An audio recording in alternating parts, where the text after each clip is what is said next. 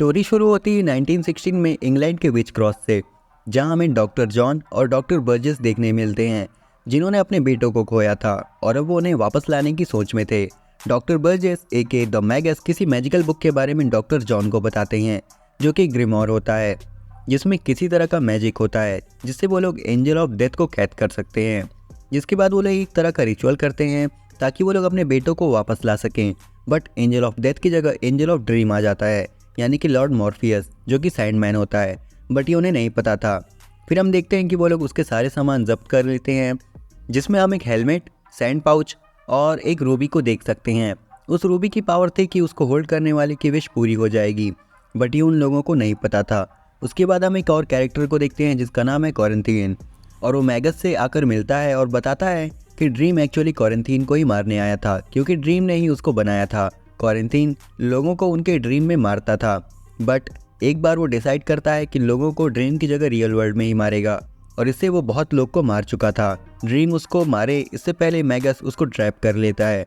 वहीं कॉरेंथीन उसको बताता है कि ड्रीम को ट्रैप करके रखने के लिए उसको एक मिरर केज में रखना होगा और एक गार्ड वहाँ होना चाहिए जो सोए नहीं, वरना ड्रीम उसको यूज़ करके बाहर आ जाएगा। मैगस फिर कॉरेंथीन की बात मानता है, और उसने ये भी कहा था कि ड्रीम के सामान का यूज़ करके अपनी विश पूरी कर सकते हैं। जिसके बाद हम देखते हैं कि मैगस बहुत रिच हो जाता है, बट ड्रीम ने उसको उसका बेटा वापस नहीं किया था। जिसके बाद हम देखते हैं कि मैगस ड्रीम से डील करने की कोशिश करता है, जहाँ वो ड्रीम को फ्री कर देने का ऑफर देता है, बट ड्रीम उसको कुछ नहीं बोलता है। वहीं हमें एक और कैरेक्टर दिखाया जाता है, जो कि है मैगस की गर्लफ्रेंड एथीना, जो कि प्रेग्नेंट होती है, और मैगस उसको एबॉर्शन के लिए बोलता है, जिससे एथीना मैगस को छोड़ के चली जाती है और कुछ सामान भी ले जाती है, जैसे सैंड पाउच, रूबी और हेलमेट। फिर हम देखते हैं कि मैगस का एक बेटा है एलेक्स, जिसको वो बहुत पसंद नहीं करता था, और मैगस ने उसको ड्रीम के क्रो को मारने का ऑर्डर दिया था, और उसको मार भी देता है, जिससे ड्रीम बहुत अपसेट होता है। फिर एलेक्स उससे बात करने की कोशिश करता है कि वो उसको फ्री कर देगा। वही उसके डैड ये सब सुन रहे होते हैं। दोनों में लड़ाई होती है और मैगस गिरकर मर जाता है। अब ड्रीम को प्रिजन में रखने की जिम्मेदारी उसकी हो जाती है। वहीं वो और उसका बॉयफ्रेंड उसे पूछते हैं कि वो उसे फ्री कर देगा, बट अगर वो किसी को नहीं मारेगा, बट ड्रीम उसका कोई रिप्लाई नहीं देता, और उसके बाद एलेक्स भी उसको इम्प्रिजन्ड ही रखता है। बट एक दिन वहाँ का गार्ड सो जाता है, तब ड्रीम अपनी पावर यूज़ करके 106 साल बाद वहाँ से निकलता है और गार्ड को मार देता है। उसके बाद वो एलेक्स के पास जाता है, क्योंकि उसने एलेक्स को एक गिफ्ट दिया था, जो कि है इटर्नल स्लीप। उसके बाद हमें पता चलता है कि ड्रीम के 106 साल प्रिजन में रहने से लोगों को ड्रीम आना बंद हो गए थे। लोग सोने के बाद कभी उठते ही नहीं। डॉक्टर ने इस बीमारी को स्लीपी सिकनेस नाम दिया था, बट क्योंकि अब ड्रीम फ्री है तो सब ठीक हो जाते हैं। जिसके बाद ड्रीम अपने किंगडम जाता है, जहाँ वो अपनी लाइब्रेरियन लूसियन से मिलता है, और उसके बाद वो अपने किंगडम को देखता है जो बर्बाद हो चुका था, क्योंकि वो जगह ड्रीम के पावर से चलती है, और ड्रीम के ना होने की वजह से सब बंजर बन जाता है। फिर हम देखते हैं कि एथीना को एक लड़का पैदा होता है, जिसका नाम वो जॉनी रखती है। फिर हम ड्रीम को देखते हैं, जो अपने किंगडम को ठीक करने की कोशिश करता है, बट पूरी पावर्स न होने की वजह से वो ये नहीं कर पाता। फिर वो बोलता है कि उसको उसके सारे सामान वापस चाहिए ताकि वो अपनी पूरी पावर गेन कर सके, जिसका रास्ता भी उसको मिल जाता है, जो कि ऐसे लोग होते हैं जिनके पास हर सवाल का जवाब होता है, लेकिन उन्हें कुछ ना कुछ चाहिए होता है उसके बदले। साथ ही वो पहेलियों में बात करते हैं। इसलिए मॉर्फियस डिसाइड करता है कि वो केन और एबल से जाके मिलेगा, और कुछ साल पहले जो उन्हें गिफ्ट दिया था वो गिफ्ट वापस लेकर अपनी ताकत फिर से बढ़ा लेगा।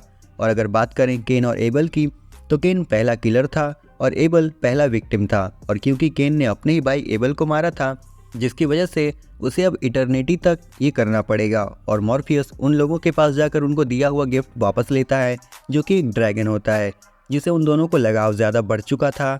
लेकिन ड्रैगन अपनी मर्जी से अपने आप को सेक्रीफाइस करने के लिए तैयार हो जाता है, और इसके बाद वो ड्रैगन को मारकर उसकी पावर ले लेता है, और उसके बाद वहाँ से चला जाता है, और जाते जाते वो ड्रैगन के सैंड को अपने साथ लेकर जाता है, जिसके बाद उसको एक पानी में डालता है, जिससे वो दूसरों के ड्रीम में फिर से वापस जा सकता है।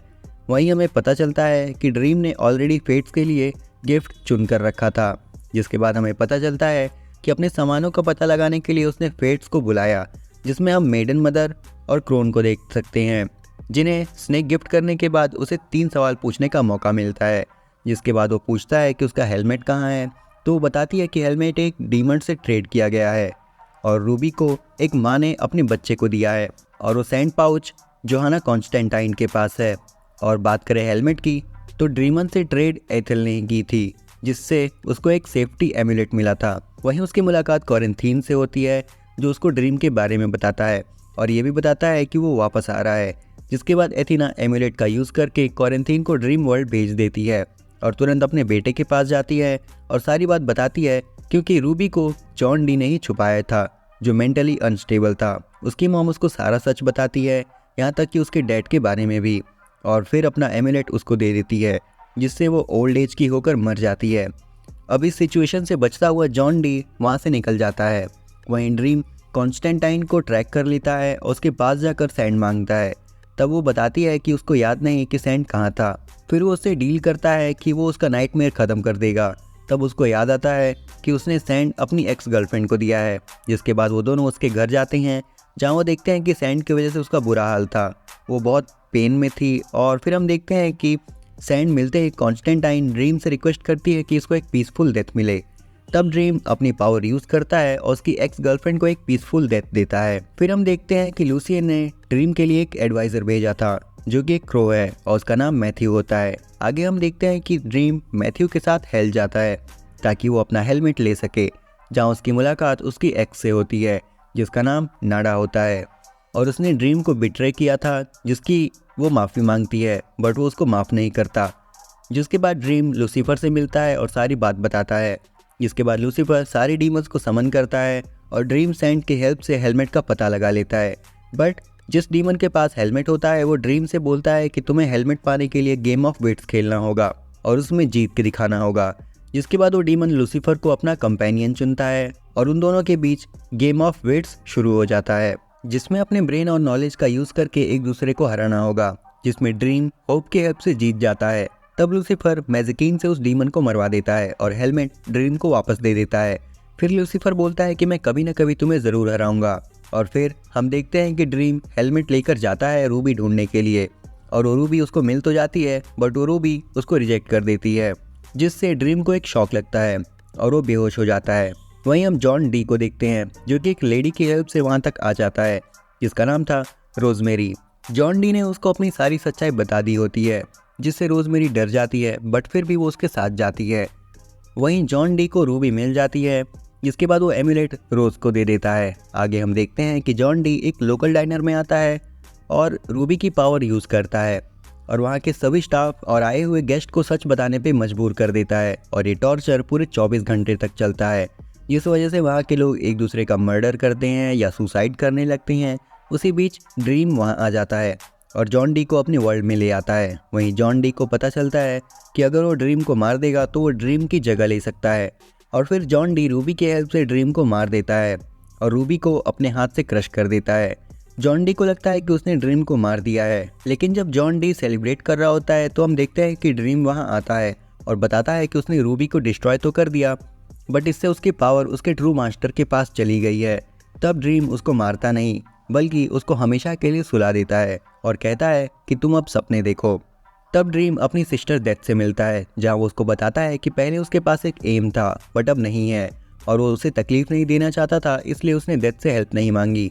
और वो ये भी बताता है कि वो डेथ को समन करना चाहते थे, बट गलती से ड्रीम को समन कर दिया।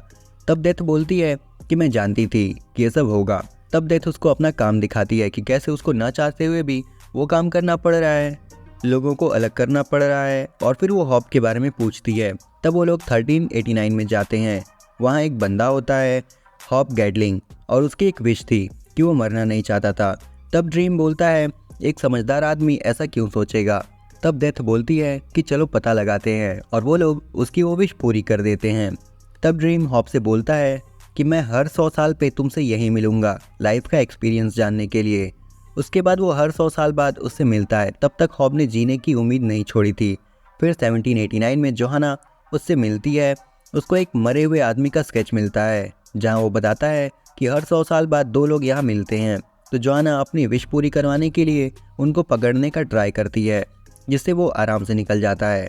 फिर 1889 में वो मिलते हैं और हॉप बताता है कि वो अकेला है, उसके कोई फ्रेंड्स नहीं है, इसलिए वो यहाँ आता है, जिससे ड्रीम गुस्सा हो जाता है और चला जाता है। फिर 1989 में वो उससे नहीं मिल पाता क्योंकि मैगस ने उसको कैद कर रखा था।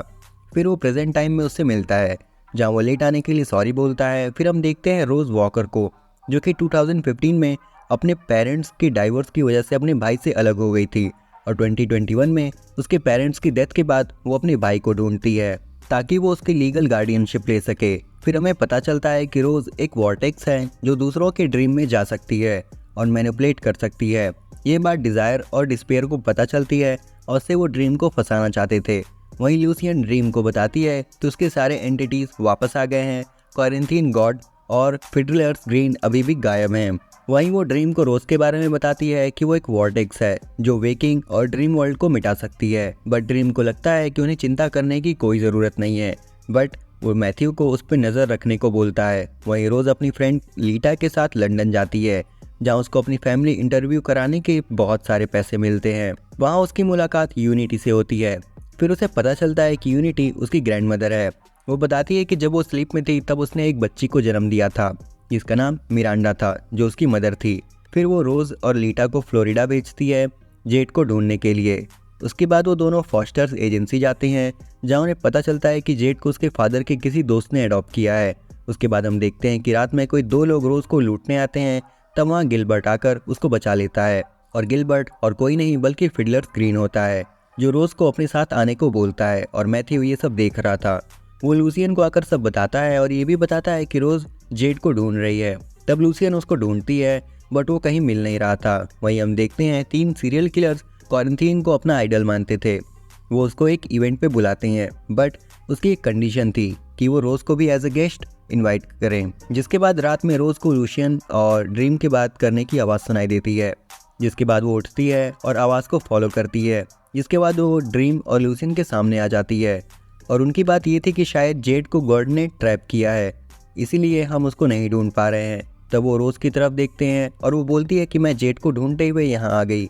तब ड्रीम उसको बताता है कि वो एक वॉर्टेक्स है जो किसी के भी ड्रीम में जा सकती है और उसको मैनिपुलेट कर सकती है। तब वो बताता है कि वो उसको ढूंढ सकती है तो वो अपने भाई जेड को भी ढूंढ सकती है। जिसके बाद ड्रीम उसको बताता है कि हम आज रात को उसके ड्रीम में जाएंगे और वो कहाँ है ये पता लगाएंगे। जिसके बाद हम जेड को देखते हैं जो कि एक बेसमेंट में बंद होता है। उसके न्यू पेरेंट्स उसको टॉर्चर करते हैं। वो बहुत बार ट्राई करता है कि वो वहाँ से भाग सके, बट वो भाग नहीं पाता। उसके न्यू पेरेंट्स सिर्फ पैसे के लिए उसको रखे थे, जो कि फॉस्टर एजेंसी से उसको मिलता था। जिसके बाद वो जेड के ड्रीम में जाते हैं, जहाँ जाकर उनको पता चलता है कि जेड को गॉड ने मैनिपुलेट किया है और सैंडमैन बनाया है। जिसके बाद रोज़ जेड से पूछती है कि वो कहाँ पे है, तो वो बताता है कि वो क्लेरा के घर पे है। जिसके बाद ड्रीम रोज़ को वहाँ से चले जाने को कहता है, बट तभी वहाँ गॉल्ड आती है। जिसके बाद वो गॉल्ड को अपने साथ लेकर वहाँ से चला जाता है। और उसके बाद गॉल्ड बताती है कि वो नाइटमेयर तो बनना चाहती है, बट लोगों को डराना नहीं चाहती। वो उनको उस नाइटमेयर से मोटिवेट करना चाहती है, जिससे ड्रीम डिसएग्री करता है और उसको डिस्ट्रॉय कर देता है, जिससे लूसियन एक्सेप्ट नहीं करती। जिसके बाद हम देखते हैं कि रोज़ क्लेयर के एड्रेस निकाल के उसके घर जाती है और वहाँ जेड नहीं होता है और बाकी सारे लोग मर चुके थे। और हम देखते हैं कि क्वारंटीन जेड को लेकर वहाँ से जा चुका था। जिसके बाद रोज़ अपने घर जाती है और सारी बात लीटा को बताती है। और फिर लीटा बताती है कि वो सपने में अपने मरे हुए हस्बैंड से मिलती है और वो प्रेग्नेंट थी, बट सुबह उठने के बाद भी वो प्रेग्नेंट थी। ये सब मैथ्यू सुन लेता है और लूसियन को बताता है कि रोज़ की ड्रीम रियलिटी बनते जा रही है, मतलब रोज़ की पावर बढ़ रही है, जिससे ड्रीम वर्ल्ड और रियल वर्ल्ड के बीच का बैरियर ब्रेक हो सकता है। और ये सब बात लूसियन ड्रीम को बताती है कि ये सब से हमें बहुत प्रॉब्लम्स हो सकती है। वहीं क्वारंटीन रोज़ को कॉल करके बताता है कि उसका भाई कहाँ है। तब रोज़ उसके पास जाने लगती है और वहीं गिलबर्ट बोलता है कि मैं भी तुम्हारे साथ चलता हूँ। वहीं रास्ते में रोज़ एक सपना देखती है, जहाँ वो देखती है कि लीटा अपने लेट हस्बैंड के साथ थी। वहीं ड्रीम आता है और उसके हस्बैंड को दस्त बना देता है और लीटा को बोलता है कि उसका बच्चा ड्रीम वर्ल्ड में है, रियल वर्ल्ड में नहीं, तो मैं उसको लेने आऊँगा। उसके बाद गिलबर्ट और रोज़ एक होटल आते हैं, जहाँ वो क्वारंटीन से मिलता है, जहाँ गिलबर्ट उसको पहचान जाता है। और उसके बाद वो ड्रीम और लूसियन से मिलता है और उन्हें बताता है कि क्वारंटीन ने एक अलग वर्ल्ड क्रिएट किया है और वो लोगों को वहाँ मार रहा है मज़े के लिए। उसके बाद गिलबर्ट को पता चलता है कि रोज़ एक वॉर्टेक्स है और ड्रीम उसको मारने आया है। उसके बाद हम देखते हैं कि क्वारंटीन एक इवेंट अटेंड कर रहा था, जहाँ सारे सीरियल किलर्स थे। वहीं ड्रीम उसको मारने आ जाता है और क्वारंटीन ड्रीम को पंच मारता है, जिससे ड्रीम हर्ट हो जाता है। और ऐसा इसलिए होता है क्योंकि क्वारंटीन ने रोज़ को बता दिया था कि ड्रीम उसको मारने आ रहा था।